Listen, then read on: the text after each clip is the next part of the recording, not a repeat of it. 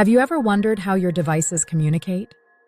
Picture this: you and your friends with walkie-talkies. This scenario represents a network of communication. So, what is a network? Simply put, a network connects many computers together. They share information and work together effortlessly. Let's break it down step by step.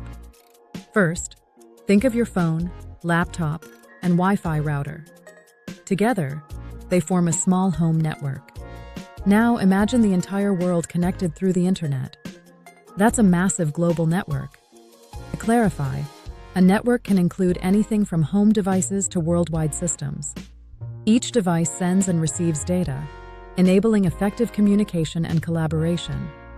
For instance, when you send a message from your phone to a friend's laptop, it travels through this network. This process illustrates how devices share information seamlessly and instantly. In summary, a network is a group of devices communicating with each other. It facilitates sharing and interaction, from your home to the entire globe. Now that you understand networks, consider your own devices. Are they part of a network? Explore how they connect and communicate in your daily life.